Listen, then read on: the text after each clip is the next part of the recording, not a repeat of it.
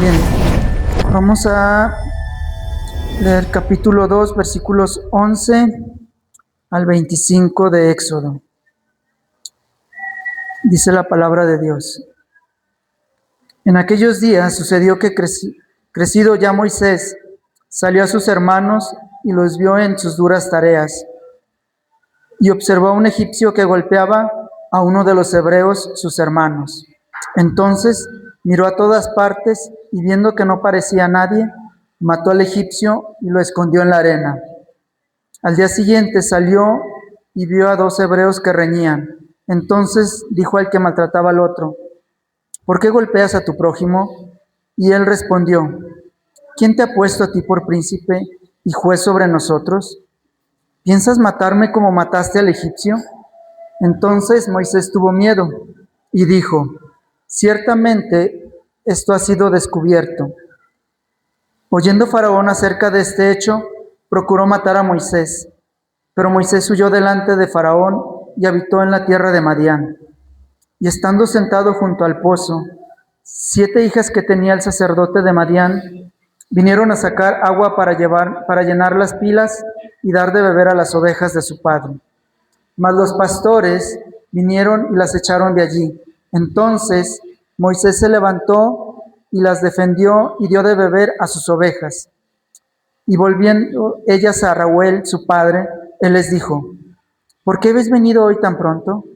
Ellas respondieron: un varón egipcio nos defendió de mano de los pastores y también nos sacó el agua y dio de beber a las ovejas.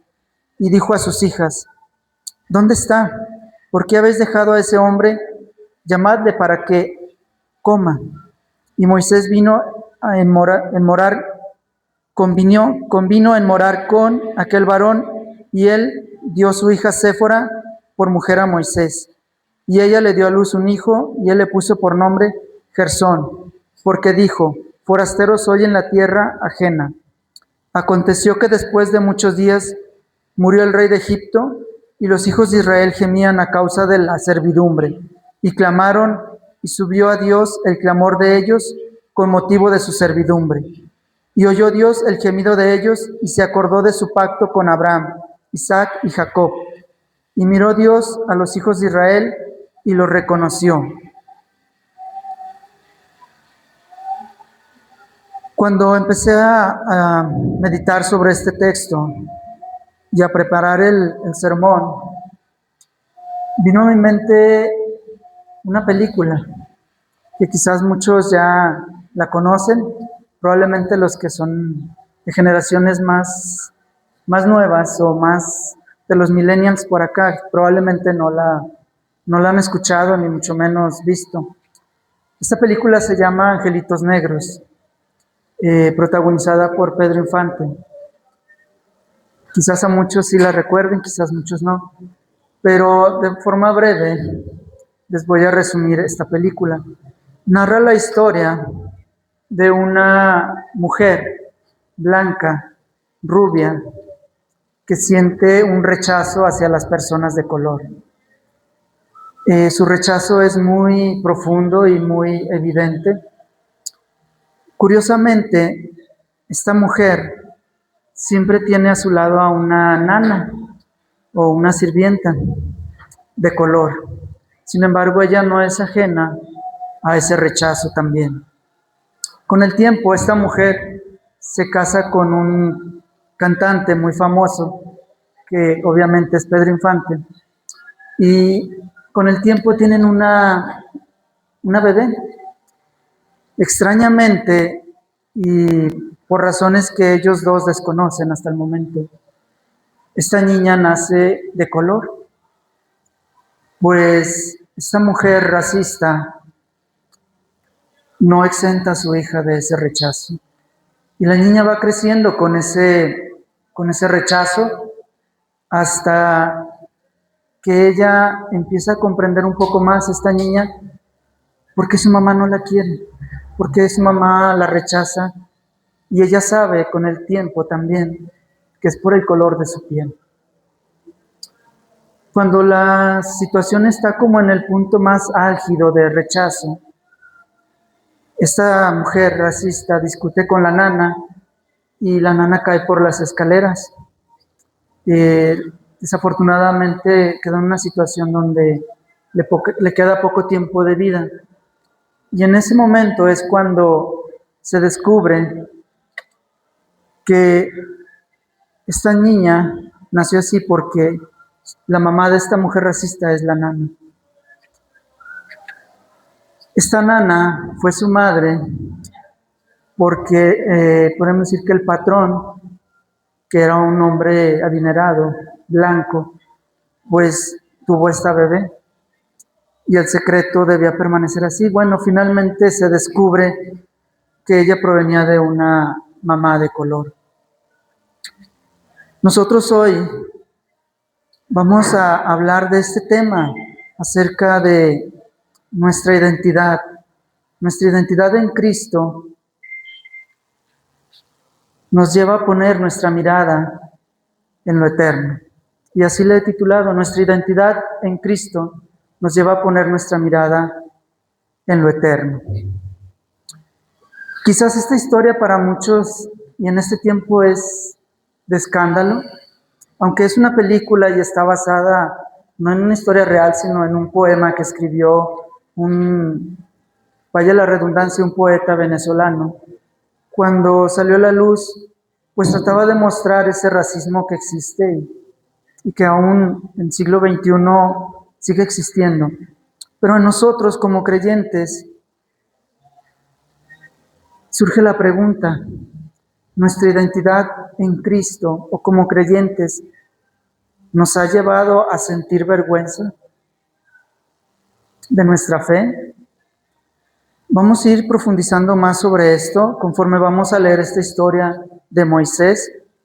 Yo sí he notado que si ciertas personas o incluso yo hemos crecido avergonzándonos de algo, no estoy refiriéndome solo ahora que somos creyentes. Por ejemplo, cuando yo era más joven, como en la secundaria, tenía una compañera, su papá se dedicaba a vender taquitos y a ella le daba vergüenza que su papá fuera alguien que vendía taquitos. Y quizás nosotros hemos sentido vergüenza por el oficio de nuestros papás o por la profesión de nuestros papás. No lo sé.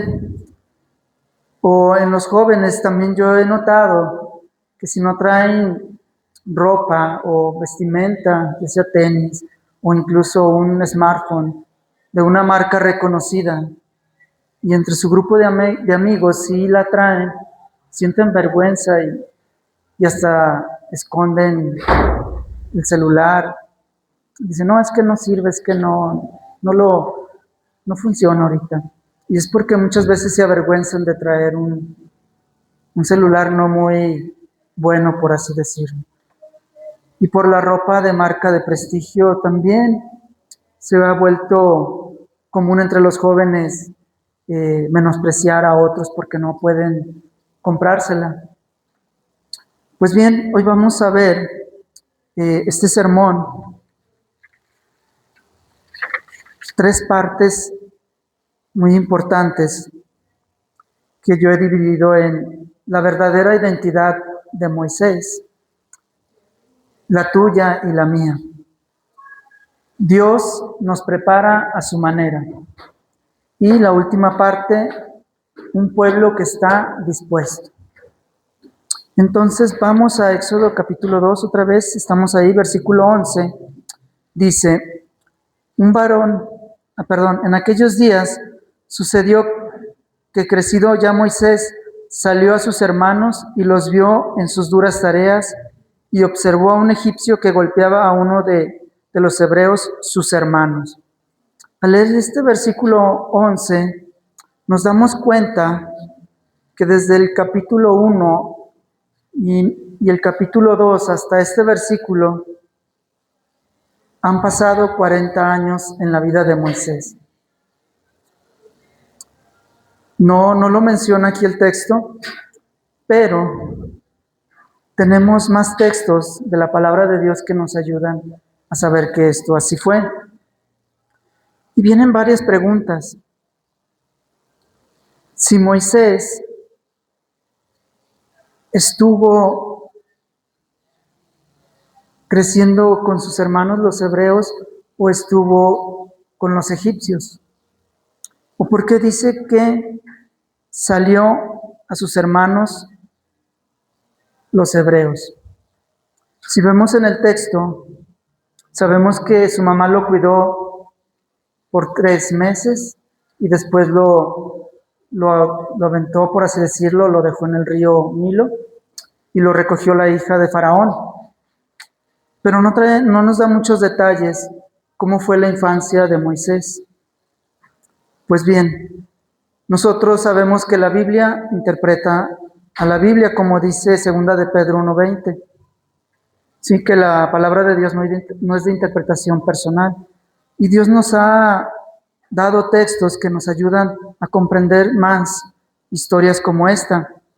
Y para ello vamos a ir a Hechos 7, donde Esteban hace un resumen desde el Génesis hasta el tiempo de Cristo, y él menciona una parte importante de la vida de Moisés.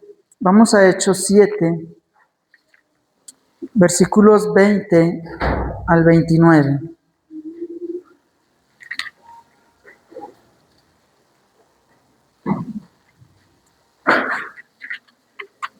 Hechos 7, versículos 20 al 29. Aquí está haciendo su defensa Esteban, donde ya es acusado por los judíos. Y dentro de su narrativa desde Génesis, aquí empieza a hablar acerca de Moisés. Vamos a leer. En aquel tiempo nació Moisés y fue agradable a Dios y fue criado 3 meses en casa de su padre. Pero siendo expuesto a la muerte, la hija de Faraón lo recogió y lo crió como a su hijo, o como a hijo suyo. Y fue enseñado Moisés en toda la sabiduría de los egipcios, y era poderoso en sus palabras y obras. Y el 23 dice, cuando hubo cumplido la edad de 40 años, le vino al corazón el visitar a sus hermanos, los hijos de Israel. Aquí Esteban está narrando una parte importante de la vida de Moisés que no se nos había mencionado en Éxodo. Dice que Moisés fue instruido en el conocimiento de los egipcios y que era alguien importante porque dice que era poderoso en sus palabras y obras. Moisés no solamente era alguien que estaba en la realeza egipcia secundario, era alguien importante y él tenía conocimiento de la cultura egipcia. Y si nosotros hacemos memoria, los egipcios no fue una cultura corta, una cultura ignorante, sino que fue una cultura altamente desarrollada, que tenían muchos conocimientos de diferentes áreas, de medicina, de astronomía, de muchas áreas. Incluso todavía hay personas que se siguen admirando de cosas que descubren de los egipcios. Entonces,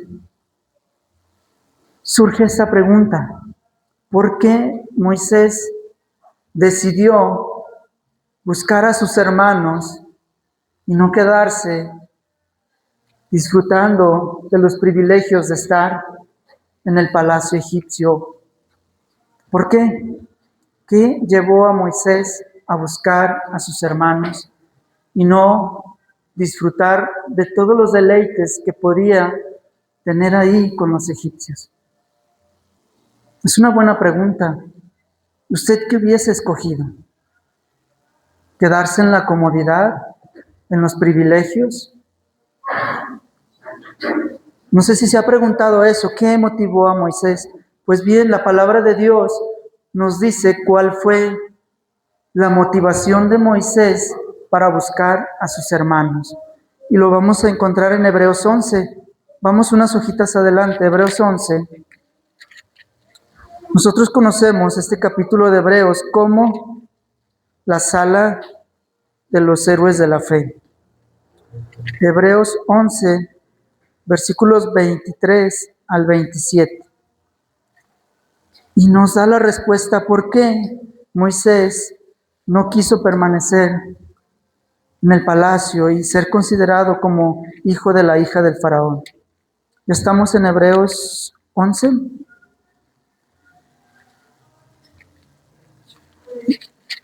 Si estamos ahí, Hebreos 11, vamos a leer del versículo 23 en adelante. Dice la palabra de Dios.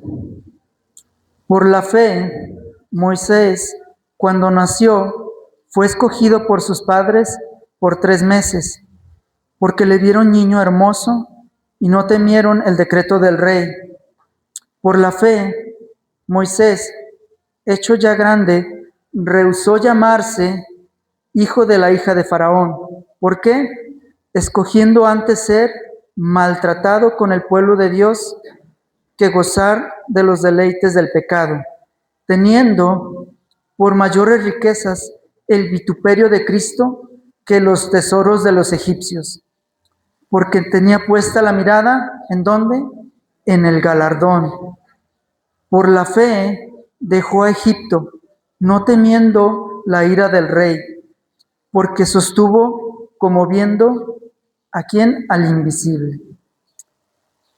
Aquí está la respuesta. Moisés puso su mirada en lo eterno. La pregunta es, ¿usted dónde tiene su mirada? ¿En los placeres de este mundo? ¿En los deleites de este mundo? ¿Dónde ha puesto su mirada usted? Viene a mi memoria algo que comentaba hace unos días con mis hermanos, de una persona que sale a la calle a entrevistar en esta ocasión lo hace a mujeres, y la pregunta es, que la entrevista, es solo una pregunta, y les dice, si tuvieras que escoger entre un hombre rico e infiel y un hombre pobre pero fiel, ¿qué escogerías? La respuesta, quizás para nosotros es bastante obvia, viendo el mundo como está ahora. Todas escogieron un hombre rico pero infiel. Eso también trae a memoria el estudio que estamos llevando de ética cristiana. Estas mujeres entrevistadas saben que éticamente eso es incorrecto, pero moralmente ya no se escucha tan mal para muchas personas. Moralmente es, bueno, pues está bien, finalmente cada quien escoge lo que más le conviene. Moralmente ya no hay un rechazo y estas personas tampoco se sintieron juzgadas porque la moral en nuestro tiempo es subjetiva. La ética no, pero la moral sí. Y ahora por eso hablamos de países inmorales, de pueblos inmorales. Entonces, yo meditaba y decía, en la iglesia existirán mujeres o incluso hombres que piensen de esa misma forma o que duden acerca de esto. ¿Qué es más cómodo para mí? Nosotros también nos hemos acostumbrado a la comodidad. Los cristianos hemos caído en un estatus de comodidad, de confort, donde mientras nadie se meta conmigo, podemos llevarnos todos bien. Nosotros hemos caído en un conformismo donde ya no estamos dispuestos a confrontar a una persona y decirle, estás mal en esto. Dios dice que estás mal. Incluso a nuestros hermanos no somos capaces de confrontarlos. Entonces la pregunta es, ¿dónde tienes tu mirada? ¿Qué vas a escoger? ¿Identificarte como un creyente que está dispuesto a vivir una vida de santidad? ¿O prefieres quedarte en la comodidad de lo que tienes, de lo que Dios te ha provisto? Dice la palabra de Dios que Moisés prefirió tener como mayor riqueza el vituperio de Cristo que los tesoros de los egipcios. ¿Y qué significa que tuvo como mayor riqueza el vituperio de Cristo? Nosotros sabemos que en ese tiempo ellos no tenían ni siquiera el Pentateuco, no tenían escritos. Moisés aún no había escrito nada. ¿Qué es lo único que ellos tenían? El conocimiento que habían adquirido solamente de forma oral principalmente. Lo que Dios habló a Abraham, Él se lo transmitió a Jacob oralmente, en pláticas. Eso era lo que ellos tenían. No tenían lo que nosotros poseemos ahora, la palabra de Dios prácticamente revelada en su totalidad. Hay muy poco de la palabra de Dios que no ha sido revelada, pero la mayor parte ya Dios nos la ha mostrado. Y aún así nosotros dudamos de lo que Dios puede hacer, de lo que Dios nos ha prometido. Aún nosotros no somos capaces de sufrir un rechazo por nuestra fe.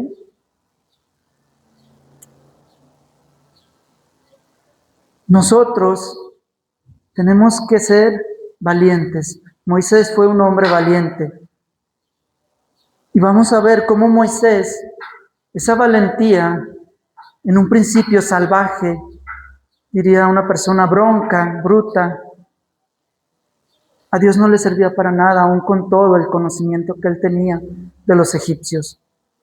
Vamos a ir viendo en el texto cómo Dios tenía que trabajar con él. Pero aquí en Hebreos dice que por la fe dejó Egipto, no temiendo la ira del rey, porque se sostuvo como viendo al invisible. A nosotros, ¿qué sostiene nuestra fe? ¿Solo la palabra de Dios, sus promesas? ¿Qué sostiene nuestra fe? ¿Una salvación verdadera? ¿Hay una convicción, una certeza de que tenemos el Espíritu Santo? ¿Qué sostiene tu fe? Aquí vemos que a Moisés lo que sostenía su fe era que su mirada estaba puesta en el lugar correcto. ¿En quién? Dice que en Cristo. Cuando él no vio todas las profecías cumplidas como nosotros. Las profecías en Jesucristo, se habla de más de 300 profecías cumplidas en nuestro Señor. Nosotros ya las conocemos, podemos verlas a través de su palabra, a través de la historia, de la arqueología. ¿Cuánta evidencia más necesitamos para que nuestra mirada no se distraiga y permanezca viendo al invisible, a nuestro Señor? Moisés no tenía todo lo que nosotros poseemos. Él recibió las enseñanzas que les dejaron sus padres. Y él no permaneció mucho tiempo con sus padres, por lo que acabamos de ver que nos narra Esteban. Él tuvo su formación en Egipto. Él creció como un príncipe egipcio. Sin embargo, el tiempo que él estuvo con sus padres, él escuchó de un Mesías que iba a venir, de un Salvador. Si recordamos en Génesis 50, 24, José, antes de morir, les dijo a sus hermanos: yo voy a morir. Si gusta, puede ir al texto. Vamos a Génesis 50, 24. Hay que ser textuales, diría un hermano. Génesis 50, 24. Ya al final de este libro, dice José: y José dijo a sus hermanos: yo voy a morir, mas Dios ciertamente os visitará y os hará subir de esta tierra a la tierra que juró Abraham, a Isaac y a Jacob. Esas promesas, ninguno de ellos la vio cumplida. Sin embargo, ellos sabían que Dios las iba a cumplir. Abraham estuvo dispuesto a sacrificar a su hijo porque le creyó a Dios.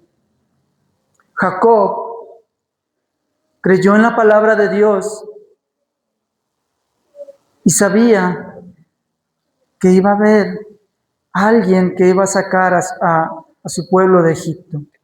Y José también lo sabía, y Moisés también. ¿Y qué evidencia escrita tenían ellos? Ninguna.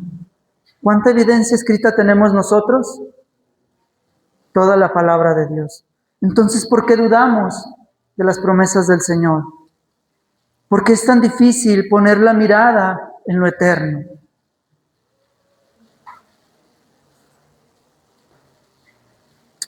Es verdad que vivimos en un tiempo difícil, pero si somos honestos, cada generación ha vivido en tiempos difíciles. Cada generación tiene retos y tiene cosas a su favor. Nosotros actualmente tenemos retos porque el mundo se ha vuelto tan agradable, tan cómodo, tan confortable. Tenemos la comida a la puerta de nuestra casa si queremos, solo la pedimos y llega.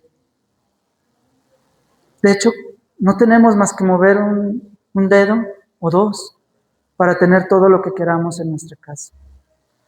Es un mundo muy cómodo, pero también es un mundo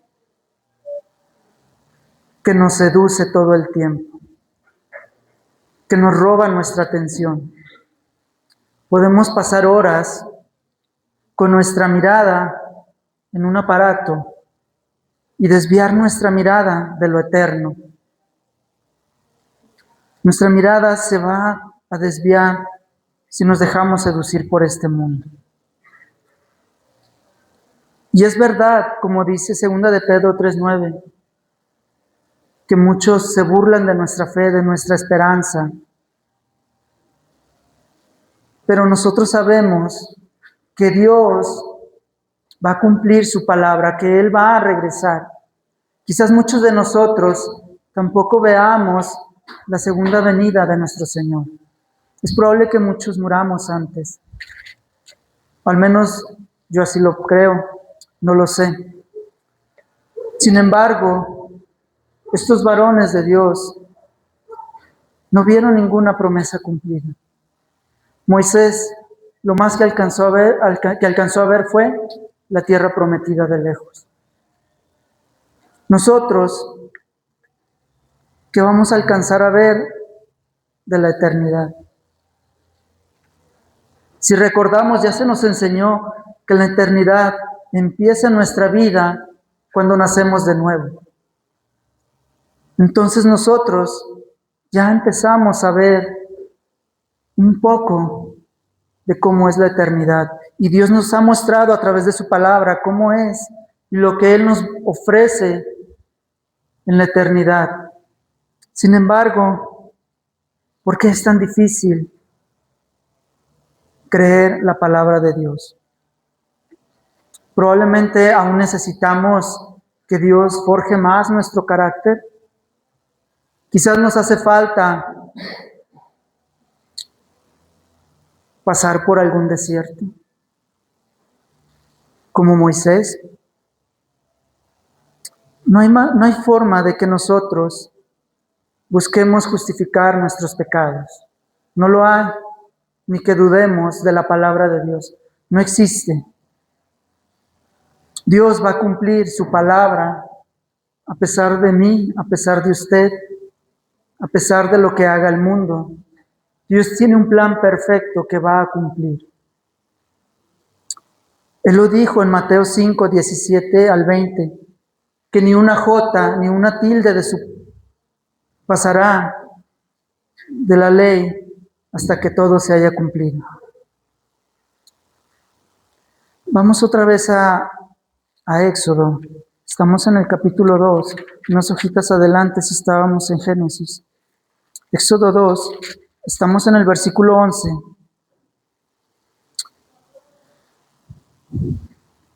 Dice, en aquellos días sucedió que crecido ya Moisés salió a sus hermanos y los vio en sus duras tareas y observó a un egipcio que golpeaba a uno de los hebreos sus hermanos.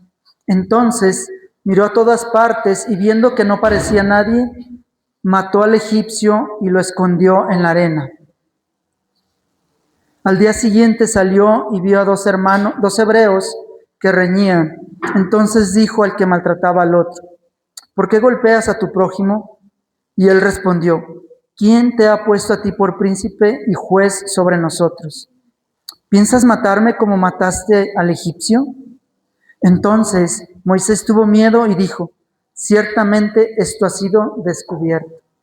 Nosotros ya vimos que Moisés fue formado con una educación egipcia. Él tenía conocimientos de guerra, de ciencia, y como leímos en Hechos 7, Esteban nos narra que Moisés pensaba que la salvación del pueblo hebreo iba a ser por su mano. Pero qué sorpresa se llevó Moisés. El pueblo no lo quería. Es más, lo cuestionaba, ¿quién eres tú? ¿Y qué más descubrió Moisés? Que lo que él había hecho, aparentemente nadie lo había visto. Pero a Moisés se le olvidó voltear al cielo. Dios sí lo vio, y probablemente otras personas también. Moisés, con 40 años, él sentía que tenía el carácter, el conocimiento, la habilidad para liberar a un pueblo a su manera. Pero Dios lo iba a preparar a la manera de él. Es lo que Moisés no sabía. Y aquí entramos en nuestra siguiente parte, que es Dios nos prepara a su manera. Nosotros podemos ver que Moisés sentía ese deseo de ayudar a su pueblo. Aunque lo hizo mal en un principio, podemos ver que en él existía ese deseo de defender, de proteger, de ayudar. Pero él quería hacerlo a su manera al principio. Quizás en la mente de Moisés había muchas preguntas. ¿Cómo voy a sacar a este pueblo? Y él empezó tal vez haciendo esto con mi fuerza, con mi conocimiento, con mi valentía. Pero Dios le mostró que no estaba listo. La historia de preparación de Moisés apenas empezaba. Si leemos más adelante, estamos en el versículo 15 ya, después de que Moisés es confrontado por lo que hizo por los mismos hebreos, dice el versículo 15, oyendo Faraón acerca de este hecho, procuró matar a Moisés, pero Moisés huyó delante de Faraón y habitó en la tierra de Madián. ¿Qué hizo Dios con Moisés? Lo mandó al desierto. ¿Qué hace Dios con nosotros para prepararnos para servirle? Para cumplir sus propósitos en nuestra vida. Él nos va a meter muchas veces en desiertos. Los desiertos no son lugares donde nos gusta estar. A nadie nos gusta estar en el desierto. La pregunta es, ¿necesitamos que Dios nos meta al desierto? ¿O la mayoría aprendemos por las buenas o en cabeza ajena? A lo mejor nosotros queremos hacer las cosas a nuestra manera, no a la manera de Dios. Los desiertos vienen no necesariamente porque hay un pecado en su vida. Los desiertos vienen porque Dios nos prepara con un propósito. Es verdad que estar en un desierto es angustiante, es doloroso, nos desesperamos, nos frustramos. Generalmente la pregunta es, ¿por qué a mí, Dios? ¿Por qué yo tengo que pasar por esto? En vez de preguntarnos, ¿qué quiere Dios formar en nosotros? ¿Qué quiere moldear Dios en mi corazón a través de esto? Pero no, nuestra pregunta es, ¿por qué yo? Y buscamos rápidamente la respuesta y es la culpa de mi esposa. Por culpa de mi esposo. Es por mis hermanos que no me hacen caso. Es porque mis hermanos no están atentos de mí. Es porque nadie me comprende. Y no buscamos la pregunta correcta. ¿Qué quiere Dios de mí a través de esto? ¿Cómo me va a ayudar esta prueba, este desierto, a ser más como Cristo? ¿Qué necesito cambiar en mi corazón para ser más como Cristo? Esa debe ser nuestra pregunta, pero no es lo primero que viene a nuestra mente. Lo primero que viene a nuestra mente es ¿quién tuvo la culpa de esto? ¿Por qué Dios nos tiene en este desierto? ¿Ha sido por mis propias decisiones? Y si fue por mis propias decisiones, ¿estoy aprendiendo la lección? ¿Estoy buscando a Dios para que mi corazón no se amargue, para que mi corazón no cuestione a Dios, sino a mí mismo? Seguimos en nuestro texto y podemos ver que en Moisés ya Dios lo llevó al desierto, pero en los versículos 15 y 16, más bien en el 16, dice, y estando sentado junto al pozo, 7 hijas que tenía el sacerdote de Madián vinieron a sacar agua para llenar las pilas y dar de beber a las ovejas de su padre. Mas los pastores vinieron y las echaron de allí. Entonces Moisés se levantó y las defendió y dio de beber a sus ovejas. Podemos ver otra vez el corazón de Moisés. Es un corazón que desea ayudar, es un corazón compasivo. Y en nosotros muchas veces también hay un corazón que desea servir a Dios, un corazón tal vez valiente como el de Moisés, un corazón compasivo, un corazón que desea ayudar, pero un corazón que probablemente no está listo. Entonces, Dios va a empezar a trabajar con el corazón de Moisés. Y también con nosotros, Dios no pasa por alto nuestro deseo de servirle, nuestro deseo de ayudar, nuestro deseo de vivir una vida de santidad. Dios no pasa por alto ese deseo, pero no va a ser a nuestra forma. No va a ser como nosotros lo queremos hacer, va a ser como Dios quiere que sea. Y Él nos va a preparar de una u otra forma.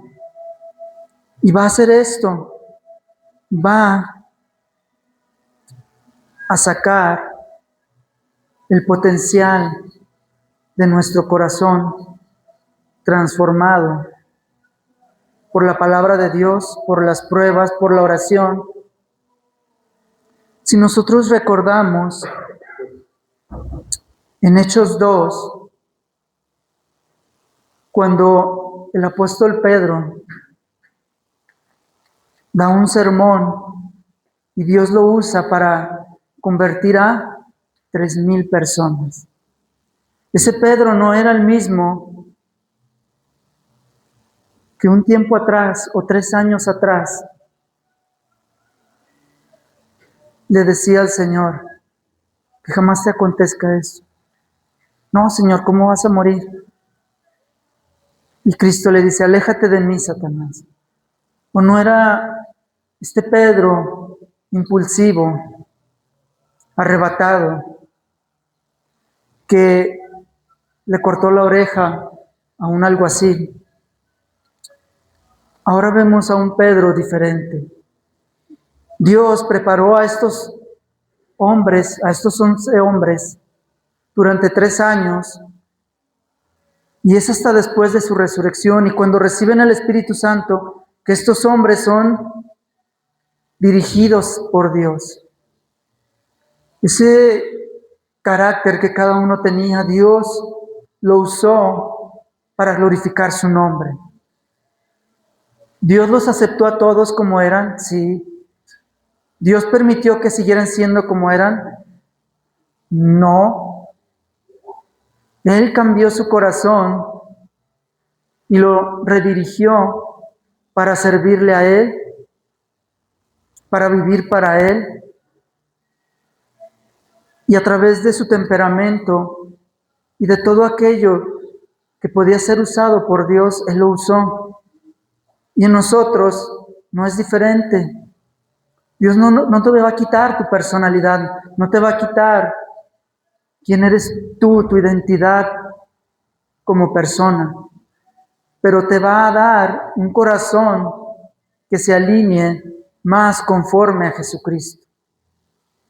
Y entonces va a ser cuando Dios te empiece a usar, como lo hizo con Moisés. Seguimos con nuestra historia de Moisés y de cómo Dios lo ha metido en el desierto para empezar a preparar su corazón, su mente, para lo que él tenía preparado. Vamos en el versículo 18. Y volviendo ellas a Reuel, su padre, él les dijo, ¿por qué habéis venido hoy tan pronto? Ellas respondieron, un varón egipcio nos defendió de mano de los pastores y también nos sacó el agua y dio de beber a las ovejas. Y dijo a sus hijas, ¿dónde está? ¿Por qué habéis dejado a ese hombre? Llamadle para que coma. Y Moisés convino en morar con aquel varón, y él dio a su hija Séfora por mujer a Moisés. Y ella le dio a luz un hijo, y él le puso por nombre Gersón, porque dijo, forastero soy en tierra ajena. Es sorprendente cómo Dios, trabajando en la vida de Moisés, de ser un príncipe, lo llevó a ser un donadie, de ser alguien poderoso en Egipto, como nos habla Esteban, que era poderoso en hechos y en palabras, llegó a ser un donadie, un vagabundo prácticamente en el desierto, hasta antes de que lo ayudaran. Y en este momento, cuando él pone este nombre a su hijo, probablemente él no entendía nada de lo que estaba pasando en su vida. Y probablemente nosotros muchas veces no tenemos ni idea de qué está haciendo Dios. Tal parece que nosotros queremos servirle a Dios por un camino y parece que Él nos lleva por otro muy diferente y decimos, no tengo idea de qué está haciendo Dios. Yo quiero hacer esto, yo quiero hacer aquello y Dios me lleva para otro lado. Quizás había muchas preguntas en la mente de Moisés diciendo, ¿y ahora qué voy a hacer aquí? O quizás decía, bueno, tal vez Dios tiene algo para mí, unos 2 o 3 años y luego regreso a Egipto. Quizás Dios aquí me ayude a preparar un ejército para regresar a Egipto y liberar al pueblo de Israel. No lo sabemos porque la palabra de Dios no nos dice. Pero es probable que muchas cosas pasaron por su mente. Un príncipe que nos dice Esteban, él sabía, él sentía que Dios lo iba a usar para liberar a su pueblo. Y ahora este príncipe es un donadie, no tiene nada, en una tierra donde nadie lo conoce, donde él no conoce a nadie. Y parece que ya hasta su vida está resuelta en esa tierra. Ya Dios le ha provisto una esposa, a Séfora, que esta palabra significa, o este nombre significa gorrión. Probablemente ella era una joven pequeña, tal vez bajita de estatura o delicada como un gorrioncillo, no lo sé, pero ese es el significado de Séfora. Y él tuvo 2 hijos, aquí se menciona que tuvo un hijo, pero en Hechos 7, Esteban nos dice que tuvo 2 hijos, y en Primera de Crónicas 23, 14 y 15 se mencionan a estos 2 hijos. El primero que conocemos que es Gersón y Eliezer. Entonces Moisés tuvo estos 2 hijos y su esposa en esta tierra ajena, extraña. Ya Dios ya tiene, ya Moisés ya tiene su familia, ya tiene un hijo. Pues parece que Dios no lo va a usar en Egipto, sino quién sabe qué va a hacer con él. Obviamente nosotros ya sabemos lo que sucede con su vida, porque estamos viendo hacia atrás la historia que ya conocemos, pero para Moisés él no había visto todavía el futuro, él no tenía idea de qué iba a pasar. Y nosotros muchas veces estamos en una posición así, estamos en un desierto, donde a veces ese desierto dura 1 año, 2 años, 3 años, y entonces empezamos a dudar, ¿cuánto tiempo me va a tener Dios aquí? ¿Cuánto tiempo voy a estar en esta situación? Y como nuestra mirada es muy corta, de 1, 2 años, 3 años, ya no aguantamos más de eso y decimos, ya estoy frito, aquí me va a tener Dios el resto de mi vida. Pero si nosotros ponemos la mirada en el lugar correcto, en lo eterno, como viendo al invisible, viendo a nuestro Salvador, podemos decir, quizás de este lado de la eternidad no sé hasta dónde me lleve Dios o cuánto me permite estar en esta situación, pero yo sé que un día voy a estar con Él y le voy a ver cara a cara. Y entonces este dolor, este sufrimiento, no sé si termina hoy, pero un día va a terminar. Y no va a ser ni siquiera un vago recuerdo. Y eso debe darnos valor para confiar en nuestro Señor, para confiar en Él, para confiar en su sabiduría. Moisés está en esta situación. Él no tiene idea de qué está pasando. Él se siente extraño en una tierra ajena. Y si recordamos, Moisés también tuvo una segunda esposa. En Números 12,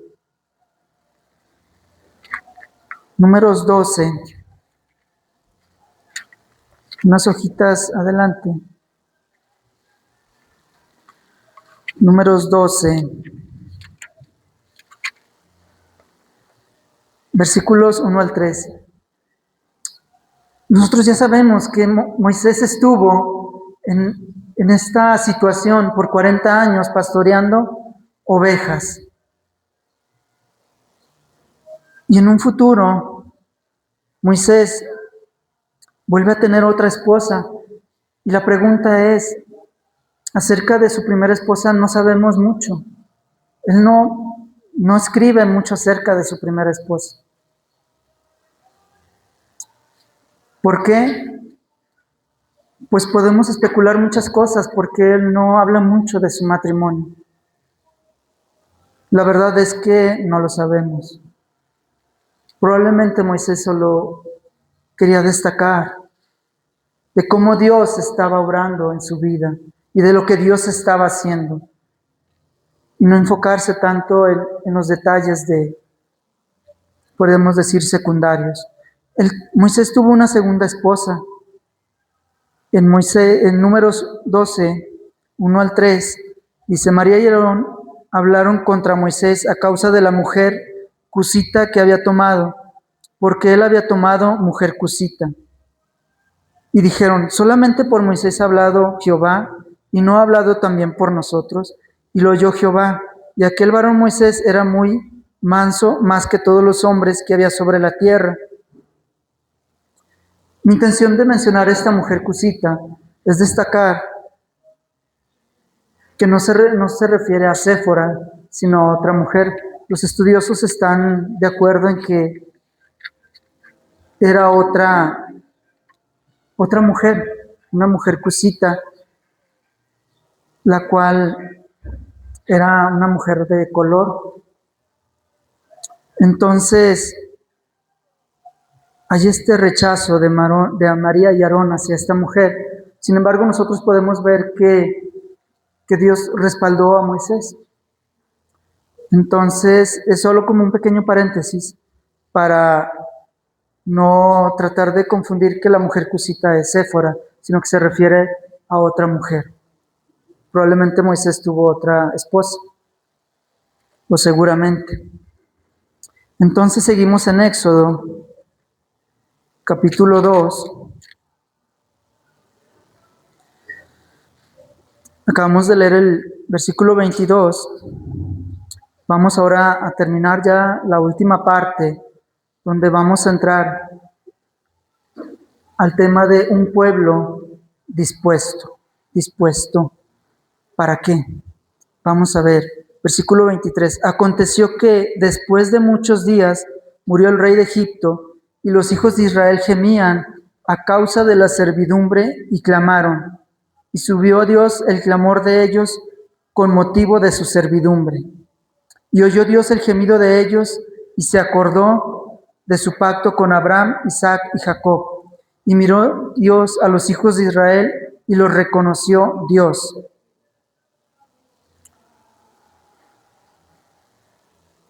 Cuando un pueblo está listo para que Dios actúe, o también cuando un hijo de Dios está dispuesto, está listo para que Dios empiece a obrar en su vida. Aquí está la respuesta. Y los hijos de Israel gemían a causa de la servidumbre y clamaron. Un pueblo está listo cuando dobla su rodilla delante de Dios y solicita su intervención, su auxilio. Un hijo de Dios está listo para que Dios obre en su vida cuando lo busca y clama para que Dios obre en su vida. Nosotros siempre estamos llamados a permanecer en oración. Si recordamos la historia de la viuda insistente con el juez injusto en Lucas 18, 1 al 16, esta mujer insistía que este juez le hiciera justicia, y el juez, que reconocía que ni siquiera temía a Dios, dijo: ya me tiene aburrido, ya estoy harto de esta mujer, por lo tanto la voy a atender. Nuestro Señor nos dice: con mayor razón su Padre va a atender si ustedes lo buscan. Nuestro Señor nos enseñó que nuestro Padre está atento para escucharnos. La pregunta es: ¿buscas al Señor? ¿En tu corazón deseas pasar un tiempo con Él para que te escuche? ¿Tu corazón está atento a lo que Él tiene que hablarte a través de su palabra, a través de la oración? Entonces es cuando un hijo de Dios está listo, cuando busca al Señor, cuando clama a Él. Y era lo que estaba haciendo el pueblo de Israel. Y aquí viene una palabra muy interesante en el versículo 24, y dice, y oyó Dios el gemido de ellos, y se acordó de su pacto con Abraham, Isaac y Jacob. ¿Cómo es que Dios se acordó? ¿Acaso Dios se olvida de algo? ¿Acaso Dios tiene mala memoria y necesita sentarse a pensar que tengo pendientes en este tiempo? Obviamente Dios no necesita recordar nada, Él es perfecto, Él todo lo tiene presente. Esta misma palabra la usa en Génesis 8:11, cuando Dios había determinado que era el tiempo del fin del diluvio. Y dice, y Dios se acordó de Noé. No es que Dios se olvidó de Noé o que Dios se olvidó del pueblo de Israel en Egipto. Cuando la palabra de Dios dice que Él se acordó, es porque había llegado el tiempo que Él había establecido, que Él había fijado para actuar en su pueblo.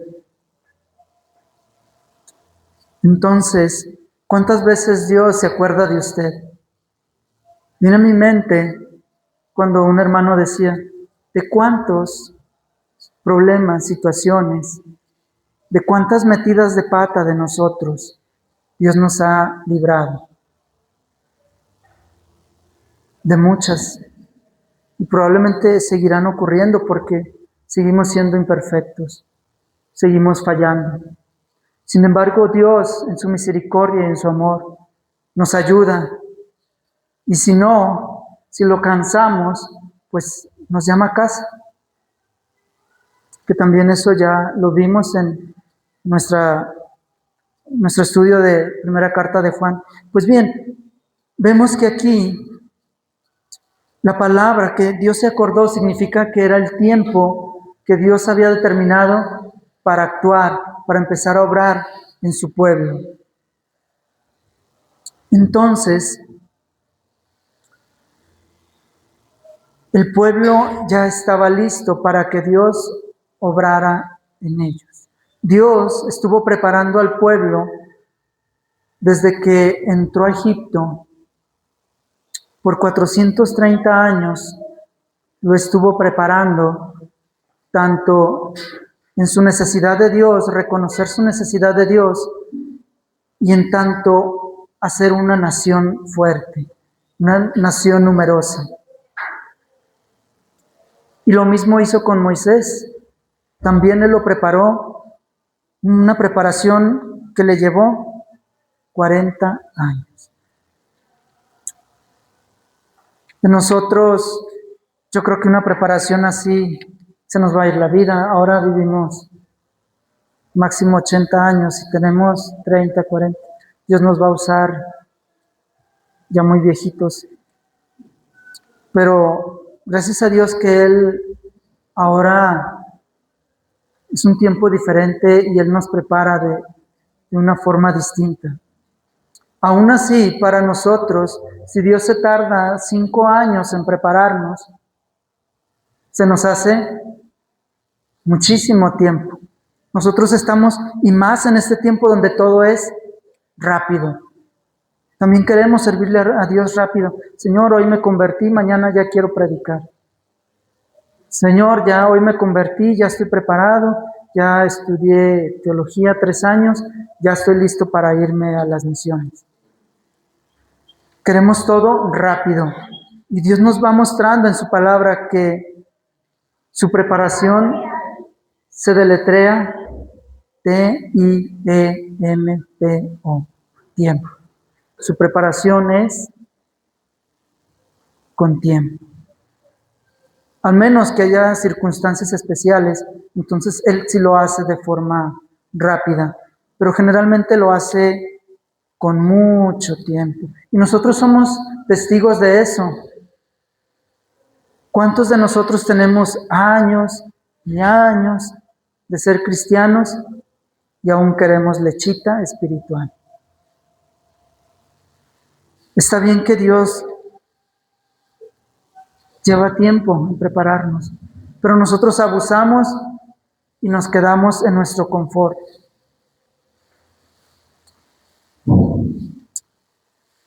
Actualmente, nosotros estamos esperando que Dios obre de una forma que a nosotros nos guste, que a nosotros sea agradable, que Dios se alinee como nosotros queremos que Él trabaje.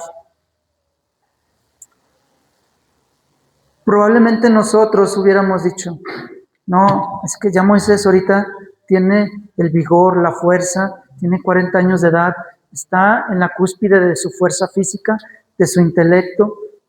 Ahorita es cuando hay que armar aquí algo para liberar al pueblo de Israel. Y no, Dios dice, yo lo voy a llevar al desierto 40 años. Bueno, después vemos que Moisés pasa otros 40 años en el desierto. O sea, si alguien conoció el desierto, fue Moisés. Y nosotros podemos aprender mucho de lo que Dios hizo en este varón, en el desierto. Nuestro corazón debe estar enfocado en lo eterno. Nuestra mirada debe estar mirando al invisible, a nuestro Salvador. Esto fue lo que a Moisés le dio la fuerza. Sabemos que fue Dios obrando en su vida, pero también podemos ver o hemos visto cómo Moisés tuvo su mirada puesta en lo eterno, en el invisible, en aquella promesa que iba a llegar, porque él sabía que Dios no es un Dios que no va a cumplir sus promesas. Y nosotros tenemos toda la evidencia para saber que Dios cumple sus palabras, que Dios cumple sus promesas. Yo los invito a que reflexionen en su vida, en cómo Dios está obrando en tu vida en este momento. Y si no lo está haciendo, entonces pregúntate, ¿por qué? ¿Por qué yo no veo que Dios esté obrando en mi vida?